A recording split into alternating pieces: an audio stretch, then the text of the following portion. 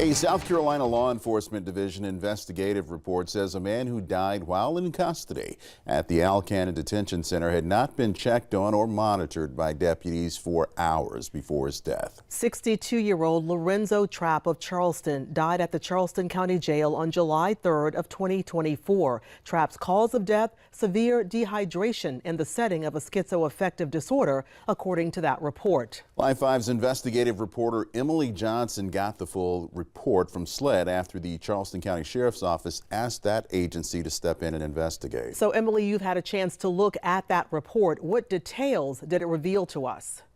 Well, this report detailed exactly what events led to Trapp's death and the number of times detention center deputies had checked on him that day.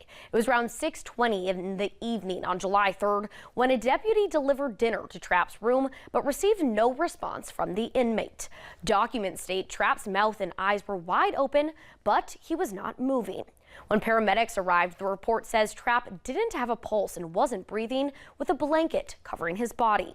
Documents say the deputy assigned to the medical health unit where Trapp was held was crying due to the situation because she felt guilty due to her not completing her shift rounds as she should have.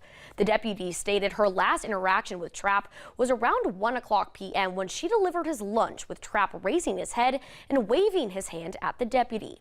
Per Cannon Detention Center policy, inmate checks were to be performed every hour with the checked logs on an electric scanner. The deputy stated the electronic scanner she used during her shift was malfunctioning. The report says that she admitted that inmate checks were not completed every hour on July 3rd, 2024, with the last security checks and inmate counts documented by the deputy at 6:55 a.m. On July 6th, an autopsy and toxicology report for Trapp was completed and revealed the cause of death was severe dehydration with the setting of a schizoaffective disorder. A manner of death was also not listed. When the coroner originally identified Trapp to the public in July, a sheriff's spokesperson said Trapp's death appeared to be of natural causes.